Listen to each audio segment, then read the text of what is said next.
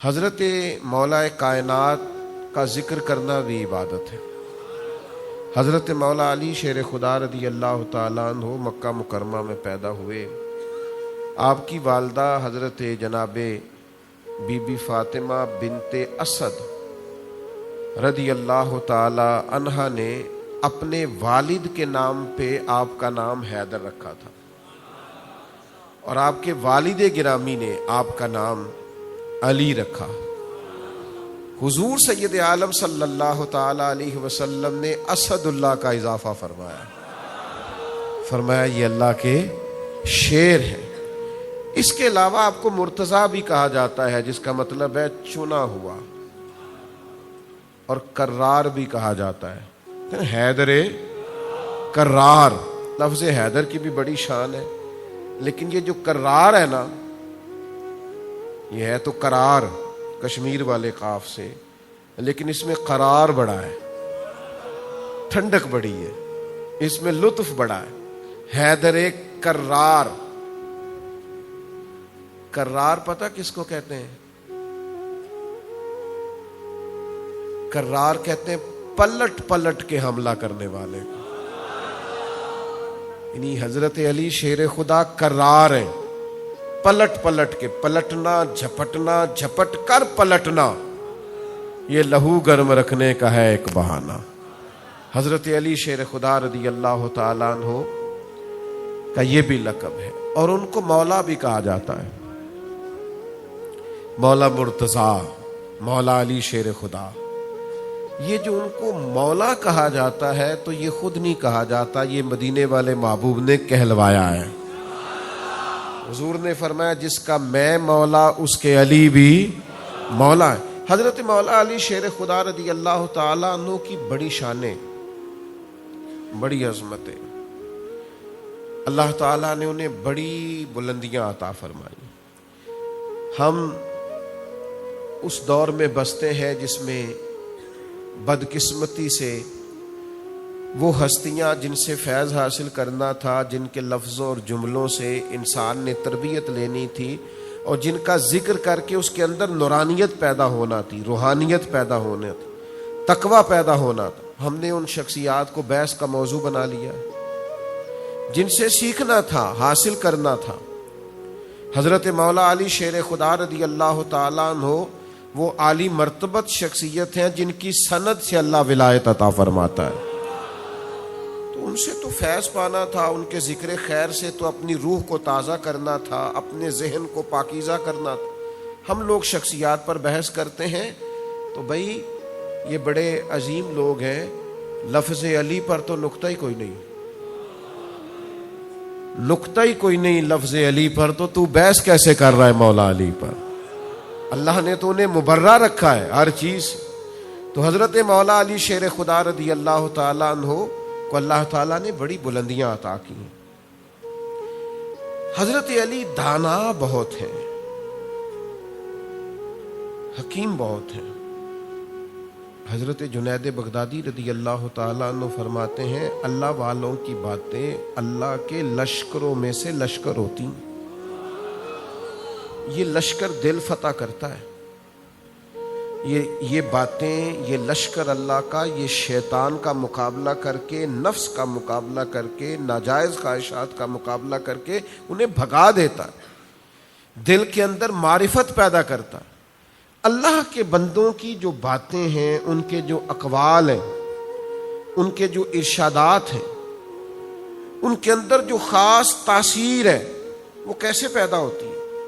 انہوں نے کتاب و سنت کو غور سے پڑھا ہوتا ہے، پھر اس کو اپنی زندگی میں عملاً نافذ کیا ہوتا ہے، پھر ان کے کچھ تجربات ہوتے ہیں، اور جب وہ بڑے مہربان ہونا، جب بڑا ان کا دل موج میں ہو، اس وقت وہ اپنے تجربات اپنے پیار کرنے والوں کو بتاتے ہیں۔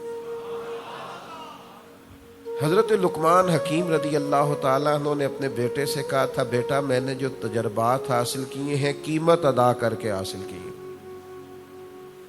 زندگی کے اندر سفر کرنا پڑا، واقعات ہوئے، لوگوں سے ملاقات ہوئی، کہیں پہ مایوسی ہوئی، کہیں سے ہمیں بہت زیادہ خوشی ہوئی, مسرت ہوئی, امید سے بڑھ کر کہیں معاملہ ہوا, تو پوری زندگی میں ہم نے وقت لگایا, پھر کچھ تجربات حاصل کیے, تو ہم نے اس کی قیمت ادا کر کے تجربات حاصل کیے.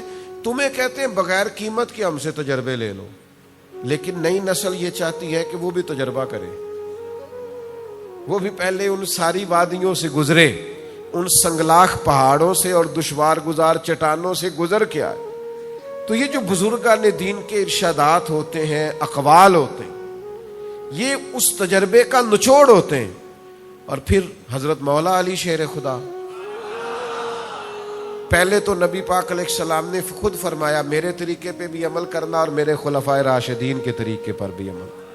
پہلے تو یہ بات ہی بنیاد. اور پھر حضرت مولا علی شیر خدا رضی اللہ تعالیٰ عنہ کے بارے میں نبی پاک علیہ السلام نے فرمایا میں حکمت کا گھر ہوں اور علی اس کا دروازہ ہے. تو حضرت علی رضی اللہ تعالیٰ عنہ کو جو اللہ نے جو حکمت, دانائی, تدبر اور بصیرت عطا کی تھی نا, وہ بڑی سمجھنے والی ہے. چند ایک اقوال میں نے حضرت مولا علی شیر خدا کے آپ کے سامنے رکھنے. ہم نا عمل کرنے کی بڑی فکر کرتے ہیں. نماز ایک عمل ہے تو اس کے لیے ہم جگہ کی صفائی کا اہتمام کرتے ہیں, کپڑوں کی صفائی کا لحاظ کرتے ہیں, وضو طریقے سے کرتے ہیں, اور جو لوگ اور زیادہ ذوق شوق رکھتے ہوں وہ جماعت کے ساتھ نماز پڑھنے کی خواہش کرتے ہیں. حضرت مولا علی شیر خدا رضی اللہ تعالیٰ عنہ فرماتے ہیں یہ سارا کچھ کرو بڑا ضروری ہے, بڑا اہم ہے, بڑا فائدہ مند, لیکن آپ فرماتے ہیں کہ عمل سے بڑھ کر اس کی قبولیت کی فکر کرو. آپ ارشاد فرماتے ہیں کہ اس لیے اس قبولیت کی فکر کرو کہ اگر تھوڑا عمل بھی کرو گے نا اور وہ قبول ہو جائے تو فرمایا پھر وہ تھوڑا نہیں رہے گا, پھر وہ بہت زیادہ ہو جائے گا. تو قبولیت بڑی نعمت ہے. میں اکثر دوستوں سے کہا کرتا ہوں قابلیت بھی بڑی بات ہے, پر قبولیت بھی بڑی بات ہے. جے کر سائیں وسون کچھ اجیاں نو پھر کیڑا مائی دا لال اجاڑ سکتا ہے. یعنی اگر اس کی بارگاہ میں قبولیت نصیب ہو جائے, کرم ہو جائے اور وہ قبول کر لے تو پھر کسی اور کی پرواہ نہیں رہ جاتی. تو مولا کائنات فرماتے ہیں تو صبر کرے گا تو اللہ تعالیٰ تجھے رزق حلال وسیع عطا فرما دے. بس کوئی بے صبری کے ساتھ حرام والا ذریعہ نہ اختیار کر لینا. فرمایا یہ تو نہیں نہ ہو سکتا کہ تم اپنے مقدر سے زیادہ پالو, اس لیے بے صبر نہیں ہونا. اچھا ایک اور بات بھی بڑی قابل توجہ ہے. آج کل نا جو 5 کلاس پڑھنے کے بعد سیدھی اردو پڑھ لیتا ہے وہ بھی کئی لوگوں کو جاہل کہتا ہے. جو تھوڑا بہت زمانہ دیکھ لیتا ہے, دنیا دیکھ لیتا ہے, اسے بھی بہت سارے لوگ ان پڑھ لگنے لگ جاتے ہیں. جو کسی بھی شعبے میں کامیاب ہو جاتا ہے, کوئی بھی اس نے کاروبار کیا یا دنیا میں کوئی بھی اس نے رستہ اختیار کیا, اگر اسے کامیابی میسر آ جاتی ہے تو وہ دوسرے لوگوں کو جاہل, ان پڑھ, اجڑ, بیوقوف, نادان, احمق کہنے لگتا ہے. اور آج کل جس دور میں ہم رہ رہے ہیں, اس دور میں تو بہت سارے ایسے علم والے ہیں الا ماشاء اللہ جن کے علم کا معیار ہی یہ ہے کہ وہ دوسروں کو جاہل سمجھتے ہیں. وہ جب تک 4 5 6 لوگوں کو ان پڑھ کہہ نہ لیں وہ عالمی ثابت نہیں ہوتے, ان کے علم کا خیال ہی ثابت نہیں ہوتا. اور پھر کو جو جدید پڑھے لکھے ہیں وہ تو معاذ اللہ دینی علوم پڑھنے والوں کو ان پڑھ کہہ رہے ہوتے. تو علم کا لوگوں کو بڑا ہیضہ ہو گیا ہے اور علم کے بارے میں لوگ بڑی چیزوں کا شکار ہو گئے ہیں. اس شخص سے نہ پوچھیں جن کے بارے میں میرے نبی کریم علیہ السلام نے فرمایا میں علم کا شہر ہوں, علی اس کا دروازہ ہے. حضرت مولا علی شیر خدا رضی اللہ تعالیٰ عنہ ارشاد فرماتے ہیں لوگوں میں جو زیادہ علم والا ہے وہ اللہ سے زیادہ ڈرتا ہے. قرآن مجید کی آیت بھی ہے نا, انما یخشى اللہ من عبادہ العلماء, اللہ کے بندوں میں سے جو عالم ہیں وہ اللہ سے ڈرتے ہیں. تو حضرت علی فرماتے ہیں جو زیادہ علم والا ہے وہ اللہ سے زیادہ ڈرتا ہے، اور دوسری بات فرماتے ہیں وہ زیادہ عبادت کرتا ہے۔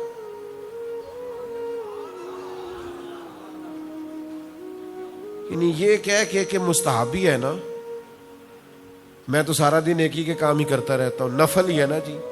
فرمایا جو عالم ہوتا ہے وہ زیادہ اللہ سے ڈرتا ہے، عبادت زیادہ کرتا ہے، اور ہر وقت اپنے رب کی رضا کا طالب رہتا ہے۔ یبتغون فضلا من اللہ ورضوانا، اللہ کا فضل اور اس کی مرضی تلاش کرتا، یہ علم کی پہچان ہے۔ تو حضرت مولا علی شیر خدا رضی اللہ تعالیٰ عنہ علم کی بابت یہ ہماری تربیت فرماتے ہیں۔